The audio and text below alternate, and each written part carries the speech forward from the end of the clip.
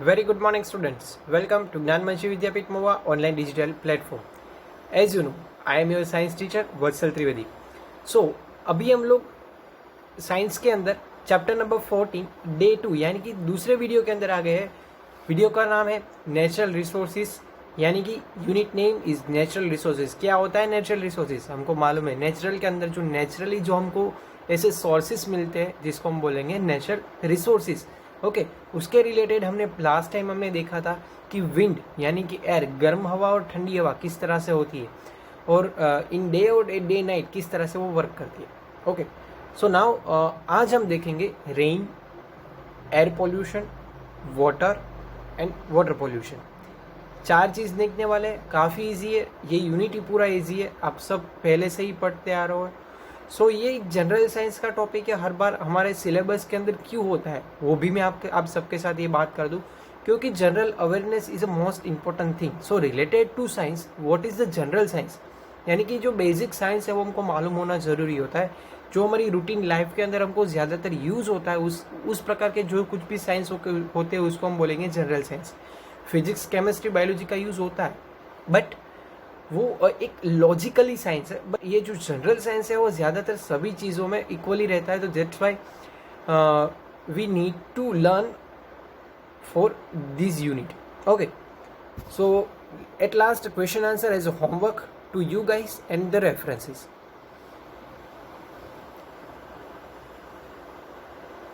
Yes.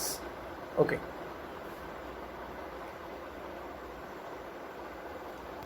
The topic name is rain. Sorry. Yes. Okay. So when water bodies are heated during the day, a large amount of water is evaporates and rise up. Some water vapors also get into the atmosphere due to the biological activities like transpiration. As the water vapor rises at the cools and condense to form a tiny droplets of water. This appears as clouds. When the tiny droplets of water join together to form the bigger drops of water, they fall down as a rain and snow और hello. Okay, सो इस तरह से पानी यानी कि rain का formation है. तो what is the rain formation, ये क्वेश्चन आ सकता है. सो ये जनरली आप आई थिंक 6 स्टैंडर्ड से आप पढ़ते आ रहे हो कि वाटर साइकिल क्या होती है. यही चीज़ है रेन फॉर्मेशन की, कि सनलाइट की वजह से जो अर्थ पर जो पानी रहता है वो पानी इवेपोरेट होना स्टार्ट हो जाता है, और काफ़ी मात्रा में वो इवेपोरेट होने के बाद वो क्या होता है, ऊपर राइज अप होता है. देन आफ्टर वहाँ पे वो ठंडा पड़ता है, कंडेंस होता है, और उसमें से क्लाउड फॉर्म बनते हैं. और जो ड्रॉपलेट्स बने होते हैं वो एक साथ काफ़ी सारे ड्रॉपलेट्स ज़्यादा क्वांटिटी के अंदर जमा हो जाए. देन आफ्टर वो या तो रेन होगा, अदरवाइज स्नोफॉल होना स्टार्ट कर देगा. सो ये होती है रेन फॉर्मेशन. काफ़ी इजी है, आप सबको मालूम है, वाटर साइकिल ही है, आपको यही याद रखनी है. सो इन एग्जामिनेशंस आपको एग्जाम के अंदर आ सकता है कि explain the water cycle, otherwise rain formation. तो you can write this all.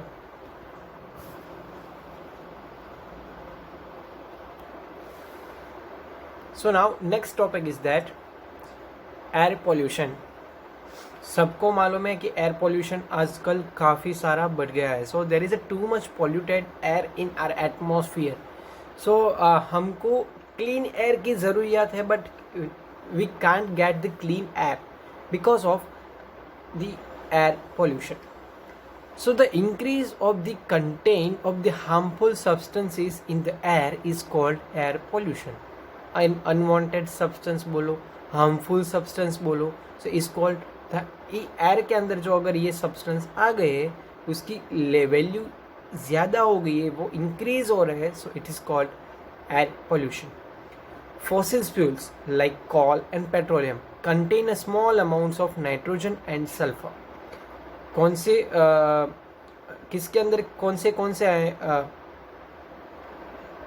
से कंटेंट रहते हैं वो आपको याद रखने पड़ेंगे.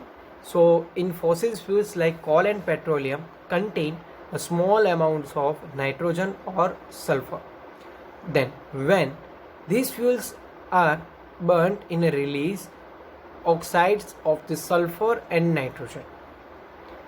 This oxide dissolves in a rain and causes the acid rain. किस तरह से एसिड रेन किसकी वजह से होता है, ये आपको एग्जाम के अंदर आएगा क्वेश्चन, तो आपको यहाँ पे लिखना है fossil fuels like the coal and petroleum contain the small amounts of nitrogen and sulfur.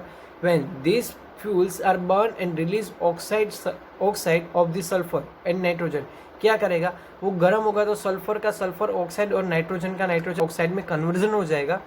And this oxide dissolve in rain, અને આ ઓક્સાઇડ જો પાણીની અંદર વરસાદના પાણીની અંદર ડિઝોલ્વ થઈ જશે, દેન क्या होगा, as a result we get acid rain.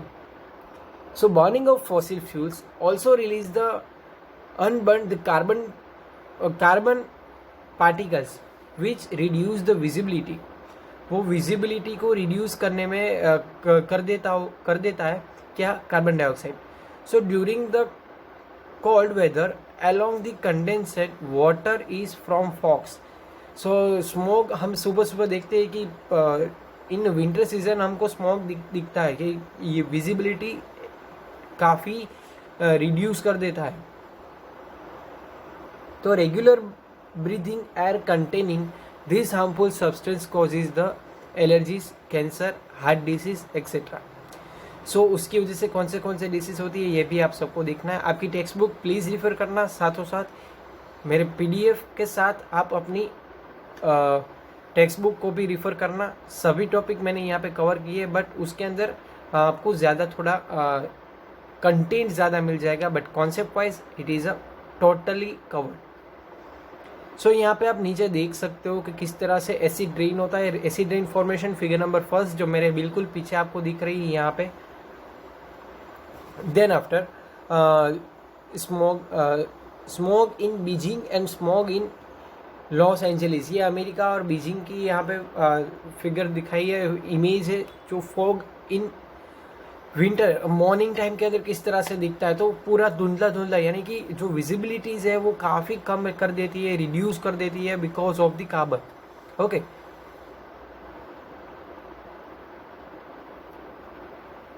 Next a wonder liquid यानी कि वाटर, जड़ एज जीवन, बराबर ना. So a very large area of the earth surface covered with water. ये हम सबको मालूम है पूरी अर्थ का कितने % एरिया है वो पानी के साथ कवर है. अब सबको वो जवाब देना है in the homework. Water is also found inside the earth in the atmosphere as a vapor. The water in seas and the oceans is a slime. Fresh water is found in rivers, lake, ponds and ice and snow. The poles of the mountains is called regions. Okay, तो ठंडे regions के अंदर poles यानी कि जो north pole के ऊपर जो कुछ भी स्नोफॉल्स है, स्नो माउंटेन्स है, लेक है, पॉन्ड्स है, रिवर्स है, उसके अंदर हमको क्लीन वाटर मिलता है. Water is needed by the living organisms because of all life process are cellular activities need to water. हमको मालूम है यूनिट नंबर 6 हमने देख लिया. सेल्यूलर एक्टिविटीज क्या होती है, हायर कॉन्सेंट्रेशन वाटर का, लोअर कॉन्सेंट्रेशन. याद करो कौन सी प्रोसेस थी, और वो मुझे डायरेक्टली आप जब आप होमवर्क सेंड करो तो उसके साथ मुझको आप एज मैसेज टाइप करके भेज देना कि सर ये इसका ये आंसर आ सकता है. ओके, फिर से बता देता हूँ कि डेली लाइफ प्रोसेस के अंदर सेल्यूलर एक्टिविटीज़ में पानी की ज़रूरत होती है. कौन सी activity? Okay, so all organisms needed water to survive. Okay, तो उसकी वजह से सारे ऑर्गेनिजम्स को पानी ज़रूरी है for a survive. The amount of water and other factors like temperature and the nature of soil decided by the diversity of the species and the number of individuals of the each species in area. Okay, so in short the water सभी के लिए है, सबको उसकी ज़रूरत होती है for a survive. Okay, so now पानी की ज़रूरत क्या है वो हमको मालूम हो गया, इसकी वजह से उसको द वंडर लिक्विड बोला है। नाउ सो वाटर पोल्यूशन होता है, क्यों होता है ये हम सबको मालूम है, तो वो भी हम देख लेते हैं because of this is in our syllabus. So the increase of the content of the harmful substance in water called water pollution. वहाँ पे क्या होता है, harmful substance in air is called air pollution, the harmful substance in water is called water pollution. यहाँ पे unwanted substance भी आप लिख सकते हो। Water pollution is caused by the addition of harmful substances like the fertilizers and plastics from the farms, sewage from town, cities and factories, harmful chemicals from the factories, disease causing the microorganisms, changes the amount of oxygen dissolved in water. So that's why under water यानी कि जो पानी के अंदर रहने वाले जो कुछ भी एनिमल्स है, जो कुछ भी जीव है, वो सारे पानी के अंदर जो डिजोल्व हुआ ऑक्सीजन है उसके साथ अगर वो केमिकल या बाहर का सीवेज वगैरह उसके अंदर हम डाल देंगे तो उसके अंदर ऑक्सीजन के साथ डिजोल्व होने के साथ उसका टेम्परेचर है वो चेंज हो जाएगा। दैट्स वाई वहाँ पे भी वो ब्रीथिंग प्रोसेस नहीं हो पाएगी और वो पानी हमारे लिए भी सर्वाइव करने के लिए भी